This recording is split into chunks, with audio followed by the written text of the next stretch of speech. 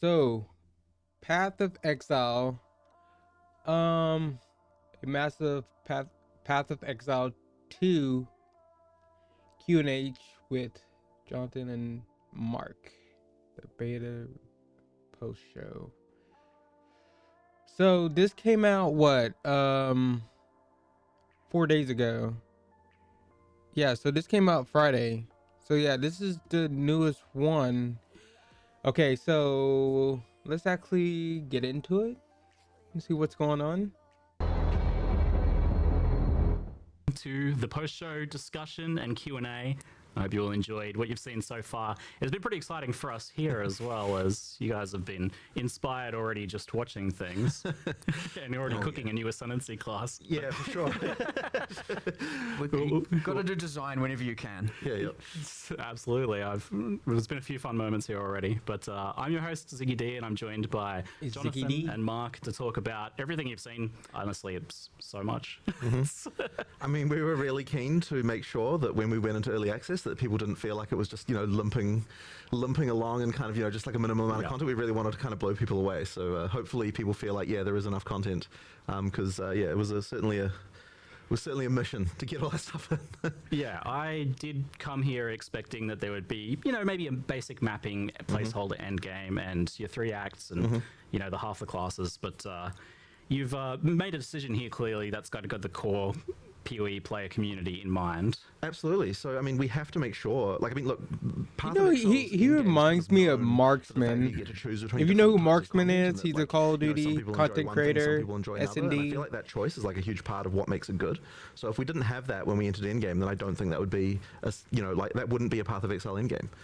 So that's kind of what we have to make sure of. So we kind of said, okay, well, what is the minimum number of different in-game things you need to be able to have in order to be able to actually have a viable in-game that you feel like you get different choices, and that's how we ended up with what we have here.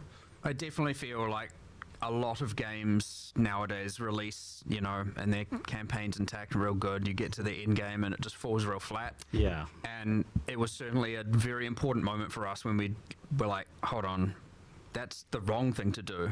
Let's not make the same mistake as everyone else. Let's pivot. And we actually did that, and it made a world of difference and made the game all of a sudden 100 times bigger with an infinite amount more content. Right? It was definitely hard though, because it's we're progressing. It's like we would have made it. We would have gotten all these acts in if we hadn't have changed direction. It's like to actually say, we're going to specifically not finish this content that we'll be working on, that we it's like pins down everyone. We're stopping work on this. We're going to move over to endgame because it's actually more important. That was certainly a hard one. That would have been some whiplash there, I imagine. For sure. Well, I mean, it's like suddenly the whole, environment art team, it's like, they're all just like, whatever you're working on, just scrap. You don't want to scrap, but, just stop it. we're doing something else now. So saving clothes, yeah. Especially for a lot of the developers, because you got to also think, a lot of our developers have just been working on this campaign for, what is it now, 6 years? I think it's even longer, actually. Yeah, it's just this epic journey, whereas none of them, a lot of these people haven't been working on Path of Exile 1 this whole time, so some of us are like, we're just churning out in-game with every league and doing all of that, but for a lot of these people, a lot of these developers, it was quite jarring to swap over, but everyone embraced it. We talked about it. Everyone was happy about it and stoked about it, and it just ended up coming out real awesome. So I think it's landed well, and it definitely kind of blew me away when you. So even before I saw anything, we were in the car on the drive here, and you were just info dumping all of the end game. You're like, oh, we got this feature, we got this feature. I'm getting dopamine just from hearing about it. I haven't even seen anything yet. But do you guys feel like you're competing against yourselves a little bit here? Because Path of Exile's kind of set the bar. The original game has set the bar for what is available to endgame in a game like this, and it makes it's not acceptable really to launch with just nothing in terms of endgame now. Absolutely. I mean, if you're not competing with yourself, then I don't think you're going to make good progress, right? So that's what you really have to do. Yeah, but cracking that out. I think that's what every game. Pretty exciting. ARPG, MMO. Without that, and I think it's important that our existing Path of Exile 1 community feels like they're also served. Sure, we're doing all this stuff for new players, and that's really important, and that'll expand the audience. But if we launched and all the POE 1 players are unhappy, that wouldn't be good. So we have to make sure that they also feel like they've got a game for both them and for all the new players we hope to bring to the genre.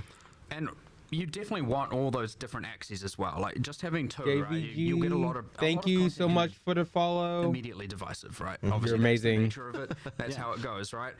And so you have all of these different avenues because there are different players who like different types of content. Yeah. So if you're just like, here's your one end game system, Yeah. well, immediately then there is a portion of players who are just like, I don't want this, right? And so having all of these options is like ultra key, and that is what Path of Exile 1 has taught us. And again, it's like, I'd say lessons learned, for the genre, and it is expanding in other games and stuff, but yeah, certainly as you said, competing with ourselves, yes, POE 1 has like, 40 axes, and we've got 7 really good ones here, and obviously more to come. But 7 is a lot, mind you.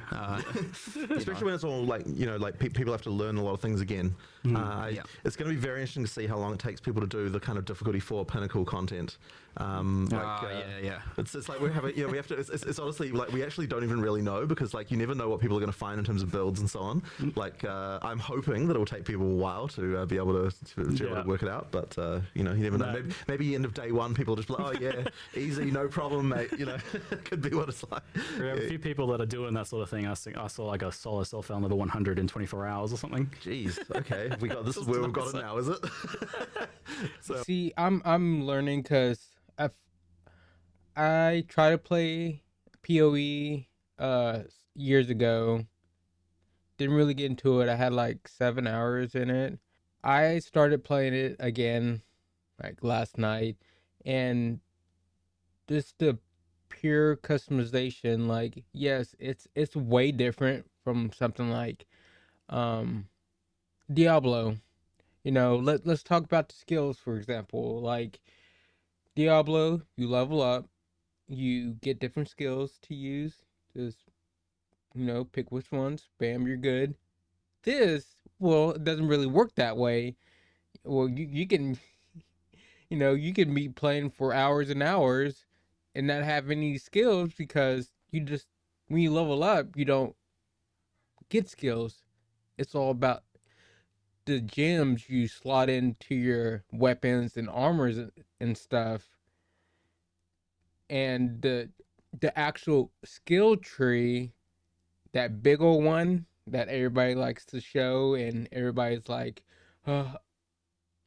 that's way too much. Those are really just like passives and buffs and stuff. That's all that really is.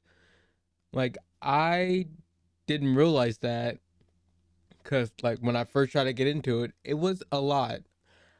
I did not understand the game at all. Do I still understand the game? No, not at all. No. I'm just starting to like get a little tiny bit of it. But I can see like I understand like when people say, "Oh, a person with 1,000 hours has an advantage over a person with 100 hours. A person with 5,000 hours has an advantage over that 1,000 person." Like it is something wrong, but I kind of appreciate that because it means like more time I put in, more I'm going to get out of it. More I'm going to learn. Unlike something like with Diablo, the first 10, 20 hours, you can already pretty much know most of it or everything pretty much if you want to. This game, it's going to take a while. Well, I'm not going to keep rambling on. This is a long video. I said before I'm not going to watch all of it. Probably like 30 minutes, maybe an hour. And we're going to have to cut this, we can't watch all of this in one day. So I imagine there'll be a little bit of a soft reset there for people. Yeah, for sure. A relearning period. There's stuff to learn. And I mean, POE 2 has changed a lot over the years, so more than 5 years of development now. And What was that initial pitch when PoE 2 was first put forwards, like, as to what it's going to be? Because it was much smaller in scope originally. Yeah, so when we started, it wasn't even a sequel. It was just we're just updating the character rigs, and over time, it kind of feature creeped into a proper sequel. But the thing that we were saying is, whenever we were talking about, and I guess this is the main thing, is that we're like, okay, when we make an area here, it needs to be that there's like a theme for it. It feels unique from everything else. We're not going to just like have recycled stuff like within the campaign that just feels like, oh, you know, we just took this area and modified it slightly. You know, each one's got to have its own stuff. It's got to have monsters that were like carefully thought about, that like, you know, fit in with the world, and it's got to have bosses that are actually like good tier quality. You know, and every area is going to have one. So those decisions have kind of been things that have meant that. They really raised the quality bar to a level that took us way longer than we even really expected. Like those things there, just like it's huge, right? Like honestly, I feel like we underestimated significantly what it would take to deliver that level of quality. I remember really early on, a battle I fought for, and I mean like way back, was like, if you think back to, say, Diablo 2, which obviously still holds a lot of, you know, power in terms of design motivations and philosophy and stuff within the company, you get things like the super uniques, and PoE 1 did them, and it's just like, here's a boss with 1 or 2 skills. And I remember very, very, very early on in PoE 2, I'm like, I want every single boss to be memorable and a thing. I don't want a unique monster that's just like dies in 2 seconds and he uses heavy strike and has a fancy name. And I remember, I even got some push. Poor Caleb. I remember getting some pushback at the time and thinking like, you know, I love the bosses, my favorite part of everything, and so I was just like, man, I don't want this. This is just terrible. But of course, that decision, me pushing for that, me wanting that, turned into this megalithic. What have you done? Now we have 50, aiming to be 100. Honestly, probably later, several more 100 once all the end games, everything start to evolve and more expansions comes out. And I'm like, yep, we maybe just made, you know, 100 times more work for ourselves, but 100% bloody worthwhile, because I'd say those bosses are one of the main, you know, attraction pieces of the game. And anyone who plays it is just like, holy crap, those boss fights are amazing. So like, you know, obviously some are bad and some are good to different people and all that. That's how it all goes. That's part of all the fun. But it is true that me pushing for that thing literally created thousands and thousands and thousands of hours of work. Now, worthwhile work, but it is again that exact thing of like, the scope was kind of small on numerous axes, and as we just raised the quality bar to what we thought was good, it certainly went from, you know, what was it initially? Just reskinning some character classes and new rigs or whatever, into this like mega scale entire campaign. Yeah, everything. But full standalone separate game. Yeah. Fun other anecdote, since we went out of that territory. It was originally codenamed Project Chimera. What? I don't. That was. It was this pipe dream. I've never been a fan of these codename things. It was this like, there were times way back in the original Office, there was all this like, sometimes there'll be a feature you can't really do in PoE 1, and it was always like, we'll do it in Project Chimera. It was like amongst the developers, and people were like, what the heck is that? Now, ironically, there is a boss in Act 3 called, well, it's got a different name, but it's called the Chimera internally. It is a chimera. It's a multi-headed beast, and you've seen it in a few of the marketing, you know, things here and here, different trailers, little snippets of it. And I think it's just ironic that was actually the first boss asset made before everything, the first monster, because back in when we used to just make random monsters and we'll find out how to use them. And that was made for that game. It was used in the original PoE 2 trailer, right? It is the only incomplete, technically, but only from a balance standpoint, or was the last boss to finish in the entire Path of Exile campaign right now. It sounds like there was like some sort of emotional demon that you had to battle there, of like the legacy of the original idea, and you had to finish it. We had a moment with the monster game designers where we're like, oh my god, it's happening, the Chimera is finally being finished. Holy, this is like, yeah, we were effectively like, we need to celebrate this boss finally being done. It was like at the origin, and now it's at this, you know, point where we're about to deploy early access, you know, not to say the end, because the end is forever away. Yeah. Yeah, it's still the beginning of a journey in many ways. Yep. But on that note of celebrating, like, how do you guys feel having now kind of, for the first time, I feel really like laid bare kind of everything you have, you're putting it out there, and only being 2 weeks away from everyone playing it? Well, it's always scary, coming into a release, and I think especially for, there's like a bunch of people on the POE 2 team who have, who are, like they have, this is their first game that they're going to be releasing, and that experience is something that, it's tough. And honestly, I think that even we were feeling a little bit cocky actually about the fact because we release content for POE 1 all the time, and I feel like we kind of felt like we knew what it took to get a game released. But honestly, like POE 2 was just a whole entirely different demon as far as getting things out right. Like it's just way more difficult. Like when you actually have to make everything, like the whole frickin' thing right from the ground up again, it's like wow, there's way more stuff there. And like there's even things like the passive tree where it's like I feel like we underestimated what it would take to get something like that to an actual releasable state. Like that was a huge amount of work, just like absolutely colossal to get it to get that kind of stuff in shape. Like it's just been crazy. Obviously it's nerve wracking, coming up to a release day. But I think we do have something that players are going to really enjoy, and it's always comforting when we had a live event in LA recently. People, we got to the time limit and everyone's like, oh man, we don't want to stop. So like I think people are going to really enjoy it. Mm-hmm. It's been a whole different experience for me here playing this time around as well, whereas before I was playing a very buggy kind of internal version of the game that was very experimental. Now playing almost what I'm going to be playing. Well, I heard you still managed to blow the count up the elevator with some kind of knockback bug. I wasn't going to mention that. Yeah, we have to get that one. I did send the Act 1 boss up an elevator with knockback. It was good. Intended mechanic. I thought it was pretty funny. Yeah. He was in his like big wolf form and kind of trapped in there, so just barking at me through the wood. It's good. So a few little, I'm sure there's a few things to work out over this next 2 weeks. I hope the team can have a little bit of a rest for a day before they get back into it, maybe. I am so ready. It's been a lot. So you've done that pivot to the endgame focus and got so much for us now to play around with in the beta, and it seems like originally I was thinking, we might be playing for a few weeks here, and then maybe going back over to some Path of Exile 1 stuff, but it seems like you guys want us playing through Christmas. That would certainly be good. Look, there's enough stuff there. I think it will take people a long time to get through. Yep. And obviously, it's also going to be the first time people are playing through a completely fresh campaign as well. I think that will take people a fair amount of time. There's and then of course the end game as well to explore. It should be pretty significant.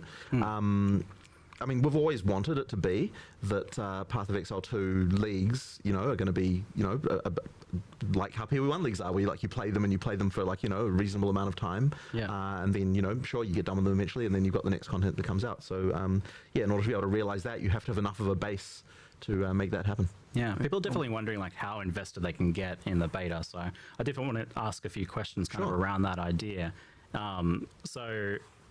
Firstly, is there going to be wipes and resets, and will there be something before launch as well? So we are going to be having new leagues effectively throughout the beta whenever we launch something significant, because we want to make sure that all of the effectively that people are able to play through. But that stuff will be merged into an early access league, and effectively after we go into full release, that league will stick around. Now I can't promise that everything about your character will function exactly like how it did in that thing. I imagine it will be a glorious. So there's a beta, then early access, then the full release where it's free and stuff. League, and then if you still want to play those characters, then you can go right ahead and do that. But the action is always going to be in whatever the most recent league is, and then of course after that point there'll be a standard that everything goes into, which all our economic sins will forevermore be archived in the in standard. So that's no doubt what will happen. Well, it's nice that it's not going to be affecting what will be the standard league. Yeah. Also, that's the idea. People will be able to kind of get invested in their characters. Because, absolutely. There's even something kind of cool about the idea of making something that will be like that little historical piece. Yeah, absolutely. A little collectible. Absolutely, and I'm sure there'll be some handful of legacy things that only exist in early access leagues. So, I guess we'll have to see what gives a unique balance. You talked about the, playing for a week or how long are we expecting? Well, we also got to remember, and a lot of the POE 1 players will be thinking very differently to people who are obviously going to experience this as a new game, but it is a new game, right? You don't have all these predefined, hyper-refined builds to play to immediately, go through things. You don't have people coming in with fully detailed 7 million line build guides of exactly what to do with what items. the discovery is going to be there. The discovery takes time, and the discovery is like honestly ultra fun for me. I love it. Yeah. Now those things will emerge after time. Of course they do. Completely fine. But you just got to remember, like, there's a lot of game to play here, to discover, to learn about the world, the new narratives, the new world building, the new unique items, the ascendancy classes, the massive passive tree, which is bigger than PoE 1's, the like that's wild. game systems, the bosses, it's not going to be this like even I personally, when a PoE 1 league comes out, for example, I play for like a month, sometimes a bit longer, sometimes a bit less. It ultimately also depends largely what's going on here and how much I need to invest here. So and there are other people who play for more like 3 and whatnot, but there's certainly going to be a much longer time period you can play this for while still discovering new stuff and not feel like you're finished. You know what I mean?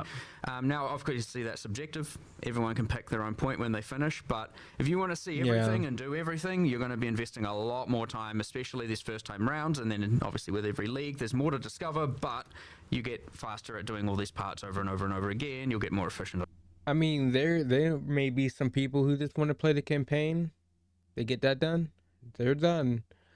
But I feel like most of PoE players campaign, cool, they're definitely not done.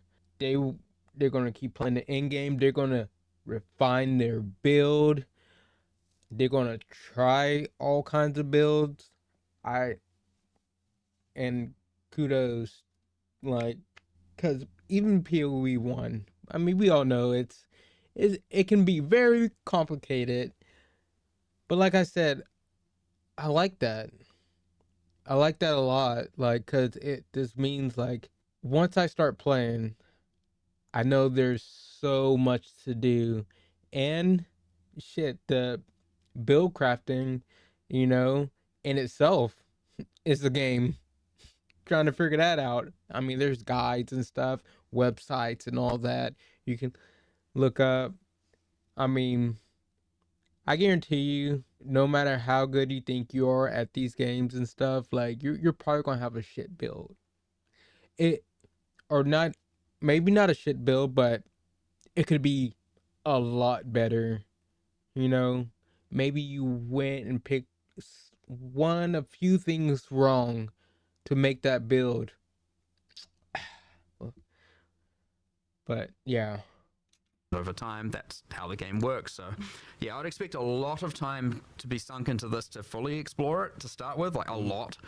Not a week, not 2 weeks. You're gonna be going far longer than that if you want to see everything. But it's up to you. Play at your own pace, see how you want to go, learn at your own pace. That's the beauty of a new game as well, which we haven't been able to experience with Path of Exile 1, or other games, and for so long, is actually discovering the entire world. And yeah, there's some familiar mechanics at the end game and stuff like that, which is awesome for people. But I certainly want to I'm very excited to see people discovering the new things and getting so excited about it. I can tell you're amped for watching people go through that discovery process. Maybe even diving in yourself 100%. I mean, I love sitting there in Path of Building, as many of us do, but I am very excited for that. Well, yeah, as we were new saying, discovery process for a while. I think you were saying how much you were part spreadsheet. I think I was saying I'm like maybe 60% spreadsheet, 40% discovery, and that's my play archetype. So coming up with our player profiles, Timmy spikes and things like that for both of Exiled characters. The discovery part of me is ultra excited, and I'll mind you, that's coming from someone who kind of knows all the content. I'm still, because there's something different about making it versus actually playing it live with. I think when you first get into it, you're probably like 100% like discovery. It's just so cool. Once you actually start really learning, it is like probably genuinely exciting to just see build guides, people that spreadsheets, think, and all what's that. worth 1 chaos, or what's worth 10 chaos, what's worth if chaos is even the metric. Is chaos even the currency that people settle on? We were arguing about this earlier. I'm pretty sure that 1 C spam in chat might turn into 1 E, because 1 exalt. Given that exalt is now, I think it'll be chaos. People remove will still be. People don't appreciate, by the way, so when we say we've increased, you're going to be getting multiple exalts in Act 1. in POE 2. Like we actually have increased that a lot. It isn't just like an idle, like. I can see Exile's becoming the new kind of like chaos. Yeah, I think actually chaos that will being be. the new divine. I actually agree. But we'll see. Like, that's my point. But it's a new economy, right? Like who knows? knows? The market will have to. But I like that we're already arguing about this. It's good fun. So do you have some kind of like beta release roadmap for updates and things like that for people to look forward to? I mean, we certainly did have one 6 months ago, when we were, but now that we're sort of getting to release, it's like, oh my god, like we have to look at it. So, I mean, look, I don't think it'll be any less than 6 months, and I think it could easily end up being more. I certainly don't want to. I mean, look, 2025. I think really want to be full release in 2025. I don't really want to be spending more than a year. That would be pretty crazy. But I mean, honestly, like we have to get all the content finished and all that sort of stuff. We always feel like we underestimate these things, and of course we have to learn what we need to learn. We have to get the game to the point when it is really fun. We have to make sure that like all of the things, like we've got the difficulty right for all the players, we've got the economy right, like all the stuff. I mean, there's a lot of things that we have to sort out. And so I kind of have a feeling that the first few weeks at least are going to just be a scramble of like, oh crap, someone like worked this crazy thing out and we found this thing, and like that's always scary, because it's just. When we add content to POE 1, it's like at least the kind of base of stuff that we have is kind of well tested and people know kind of what's going on with it. But here it's like just complete new world, and we're the kind of game that has a lot of ability for players to do stuff that we wouldn't anticipate.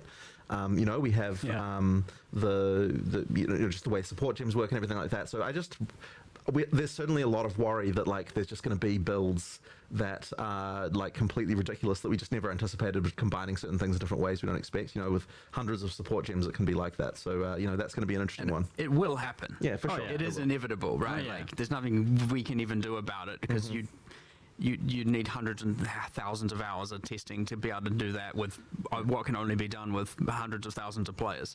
But that's also the magic of it all, which is awesome. That's why I was asking you, like, are you literally really doing 12 classes and 36 ascendancies, like actually? Yeah, that's absolutely. We know what we want to do. It's a bit unhinged. It is a bit, but we like a challenge. I mean, a studio that produces a passive skill tree like we do clearly has a bit of a glutton for punishment with regard to just like mixing. You totally could have done 6 and then like, I don't know, added more later in an expansion or something. Yeah, I mean, maybe we could have. I mean, look, this is the plan. This is the plan. I mean, like as people go through early access, it's going to feel like there's just expansion content coming up pretty frequently, just because we have all the stuff that we kind of got a lot of the way through. So there's stuff that's coming. I mean, look, I'm pretty sure. Like I really want to get the druid out. Like we announced it, we've talked about it. It's a lot of fun. I'm keen to get that out there as soon as we can. The huntress we've talked a bunch about as well. There's like those kinds of things. I think we'll be able to move towards those pretty quick. But there's obviously more to do.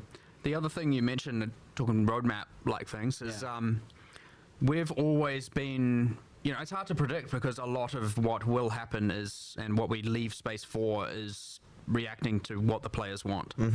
And so if you plan everything for so long, you're going to have very, very, very slow reaction times to fixing, or adding certain content where they maybe the issue is like, the campaign needs more of this, or this class needs more of this or something. So if you're planning, then you're going to be delivering on what they want solved like a year down the line or even longer, and where we like to remain very, very dynamic and like you want to be able to fix that stuff, like, oh well, this is the main problem. Like sure, obviously you need more than a week sometimes, most of the time, but we want it generally to be that the next releases, expansions, updates, whatever, can alleviate as many of those problems as possible.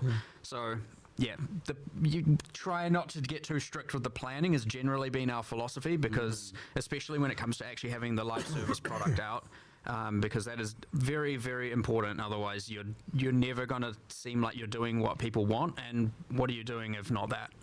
So that actually is a good point. Like I was going to ask, what do you folks, what does the team want out of the beta? Because obviously it's like a good way to market the game, but it's also key to shaping the game in the future. Like the actual beta, it's not just early access. I think one of the most important things, I think it's going to be really good for the development team to get back into a live mindset and like get it back into the idea of like, okay, everything we make is shipping. People are seeing this. Like, get it back into this. People are seeing, like actually getting back into that, and like and being able to sort of see directly, like, okay, we make something, it goes in the game, people like it, don't like it, like that kind of stuff. Like, and that really, like, that has been our studio for like most of its lifetime. Obviously, before we released POE 1, it wasn't, but after that point, I mean, we are a company, like, we are a company that likes to think that we can do live service better than anyone else. Like, that is our goal.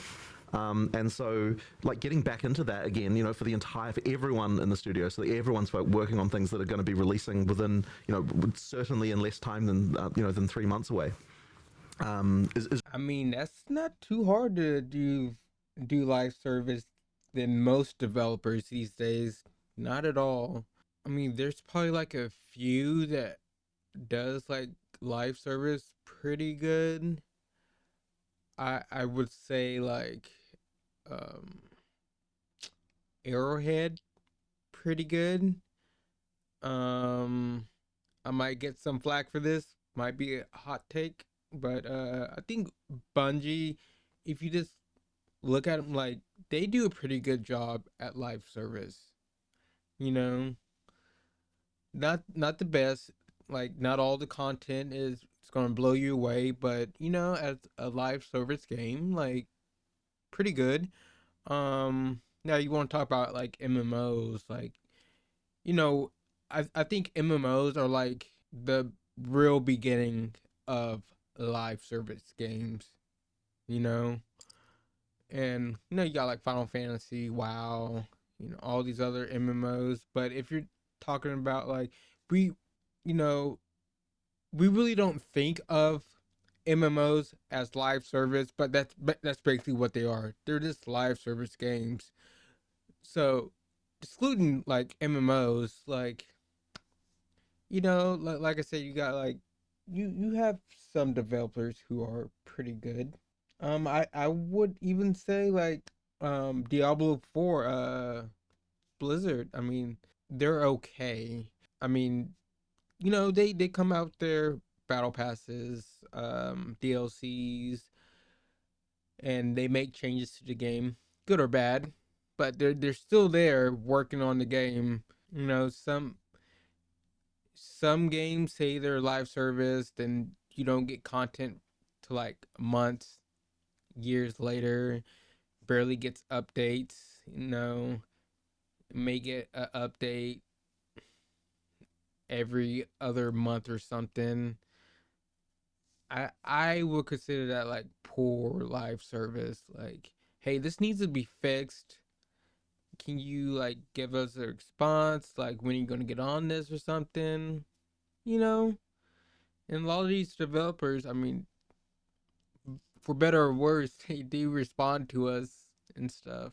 Is going to think be really, really good for us again. I look forward to just being able to do that, because these long term, like really long term things, like that span over years. It's like you go so long without proper feedback, like stuff kind of gets made, and then like it's not really in a real game, and so it doesn't get you probably lose properly. Perspective, and you absolutely lose perspective on this stuff. So I think that that's just going to be a really great to get back to that again. Yeah. I honestly, as you said, it is early access. It is a beta period, and I'd say personally speaking, the thing that, and we mentioned it briefly about the character balance and the builds that are broken and all that, that's obviously pretty useful to me, right? Yeah. Plus, we have other systems in there, like, the checkpointing system. Oh, so are they considering the early access like a beta? So when they say beta, they actually really mean early access?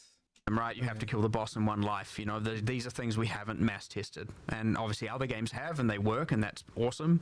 There are other things like the end game system is a little bit less forgiving, in that if you die, you fail the map.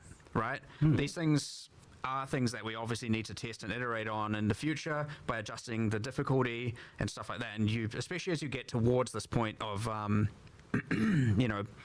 end game, like, okay, Act 1 has been tested like crazy. Yep. Right? And you get less and less testing as it goes on, because you get less people, they've just been around for less time.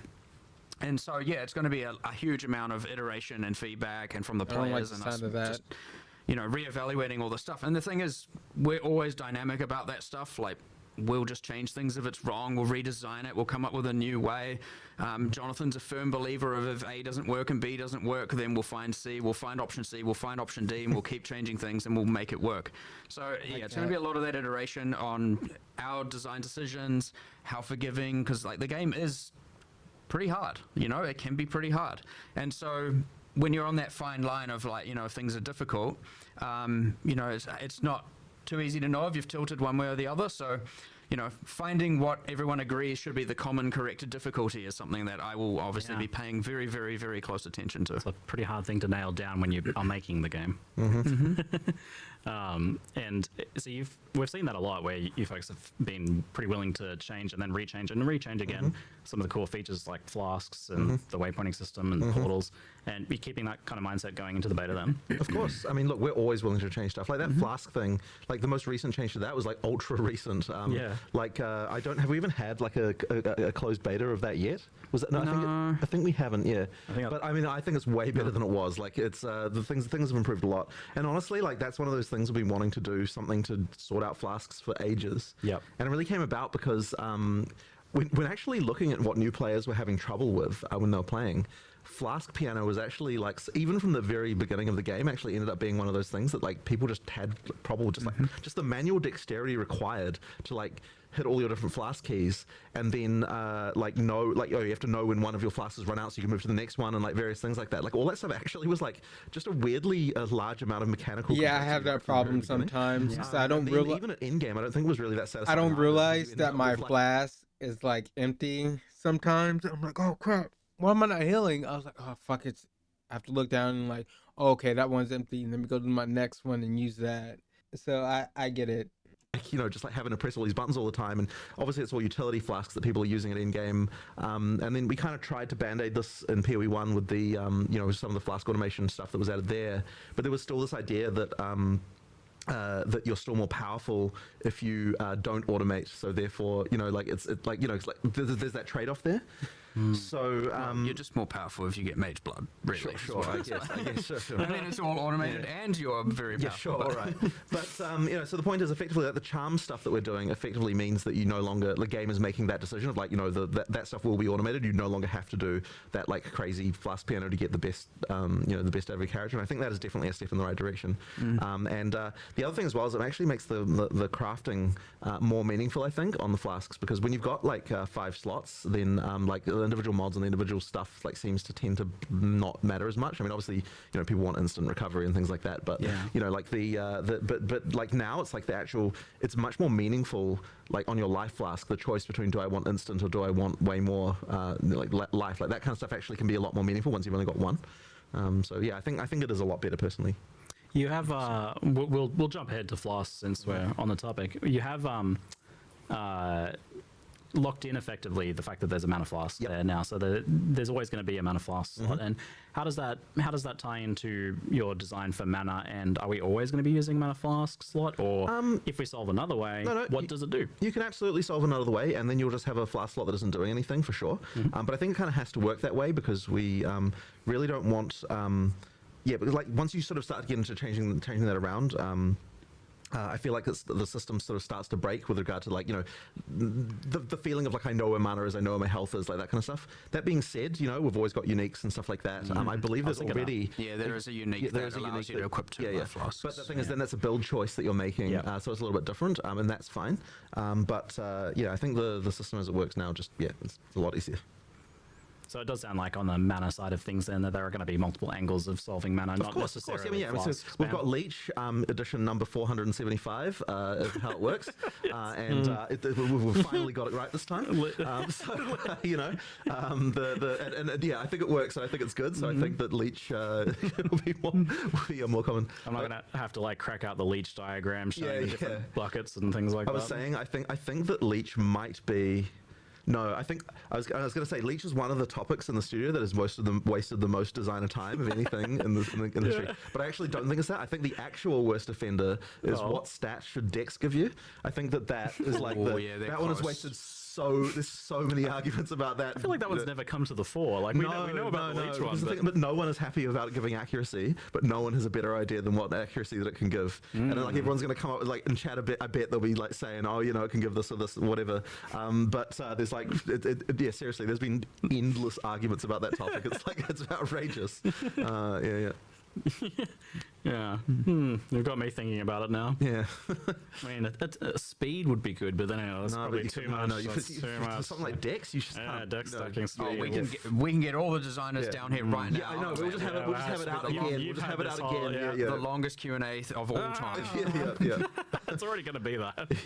Sometimes you're just like, you start the day, you're like, all right, here are the problems we need to solve. 2 hours long. Like, What about? But then accuracy on Dex comes up again. No, it's 3 p.m. and we're still discussing dexterity. Yeah. So go home. Just make it accuracy again. Hold on. Can we just say, like, when have you ever seen a 2 hour and 20-minute Q&A? That says a lot for this game period. I mean, you know, they probably just yap for a little bit on some parts, but 2 hours and 20 minutes for questions and answers. I've never seen that for any other game. Exactly. That is literally how it comes back to accuracy every time. This is okay. Yeah.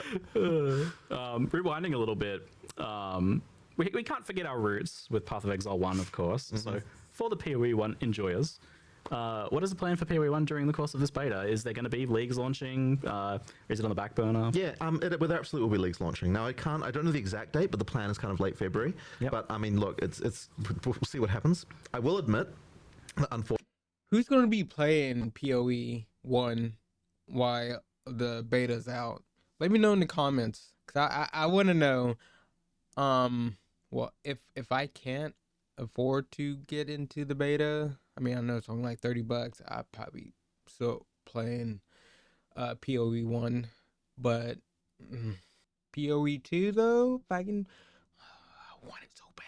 fortunately, we did have to steal a few POE 1 resources just towards the end here, which is kind of been a bit unfortunate. I really wish we didn't have to.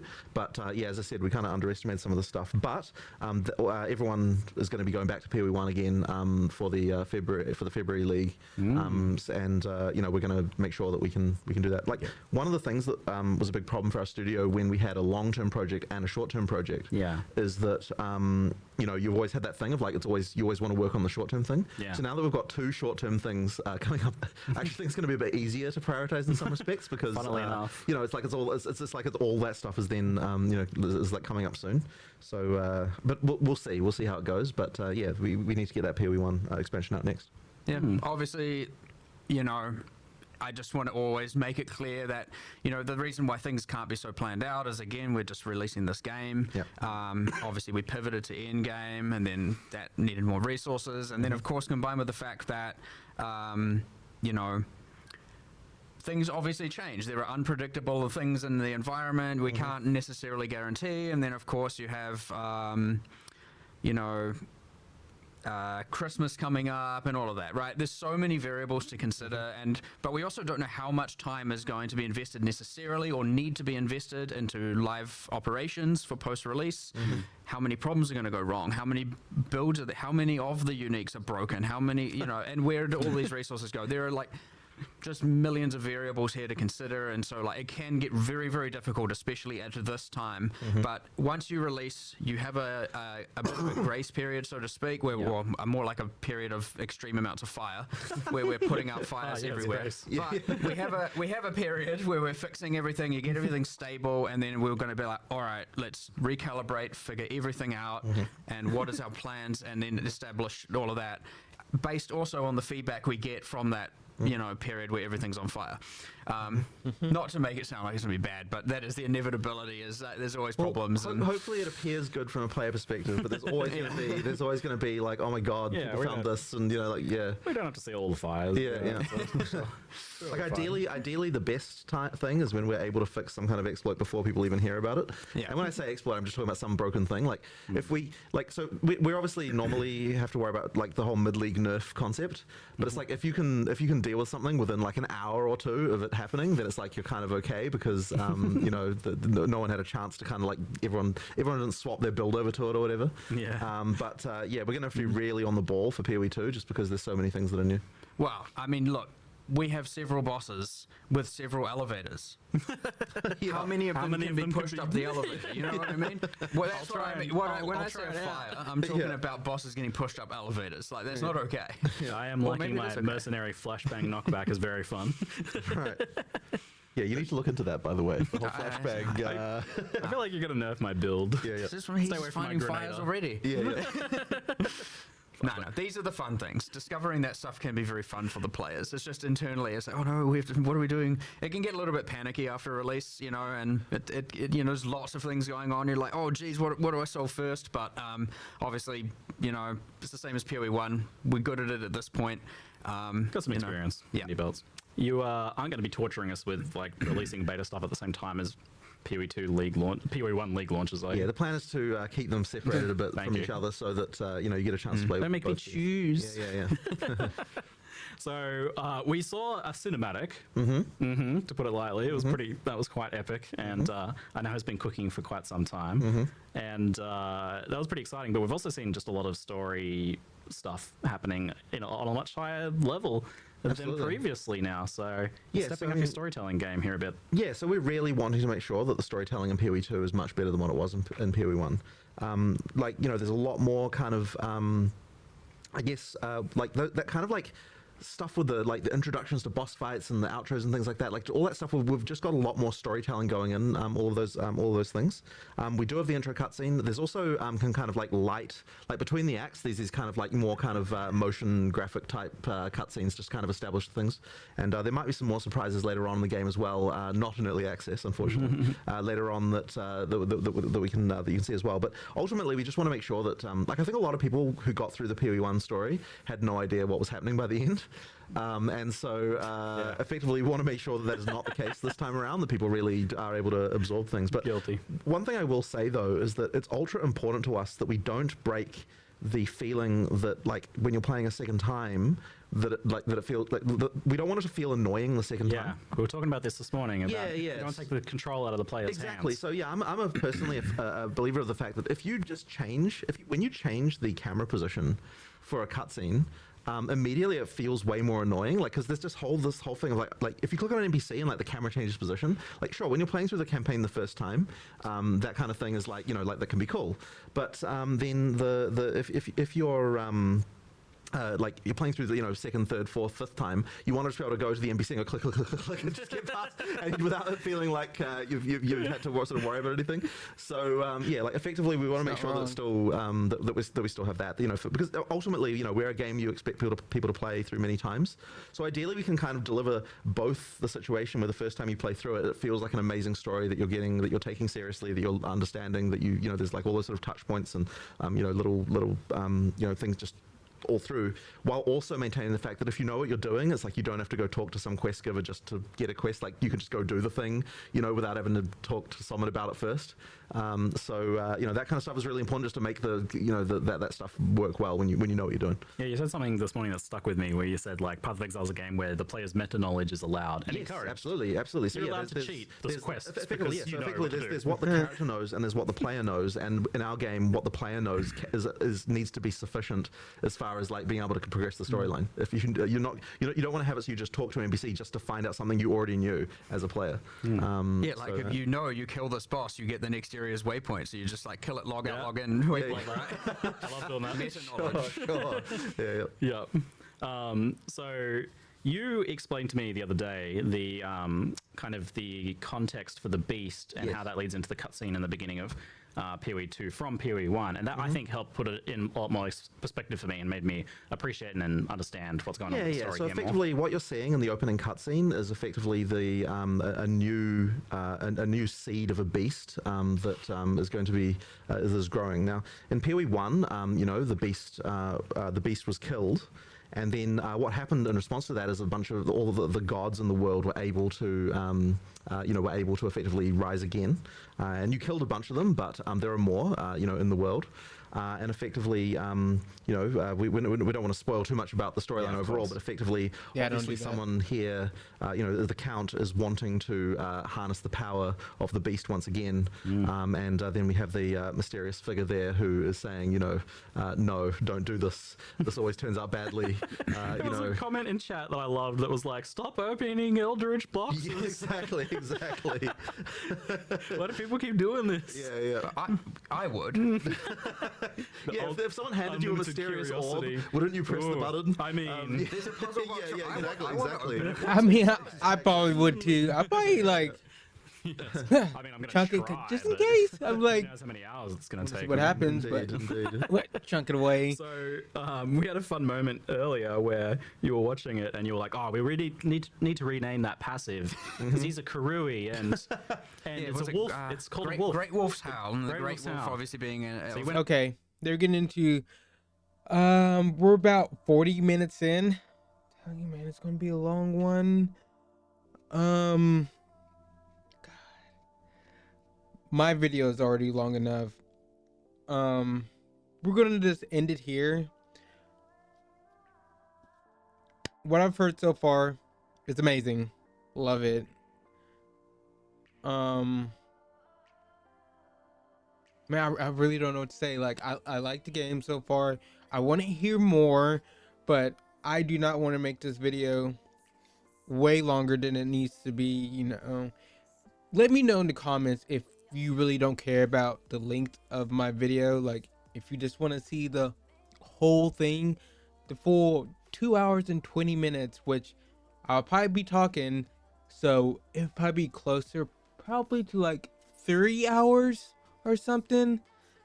Let me know, but I'm gonna try to keep these videos around an hour long. And yeah, so I'm gonna end it here. All right, leave a like, subscribe, and ring that bell, and definitely leave a comment. Let me know stuff, because I don't know what you want. Okay, but yeah, take it easy, have a good night, and get out of here. Peace.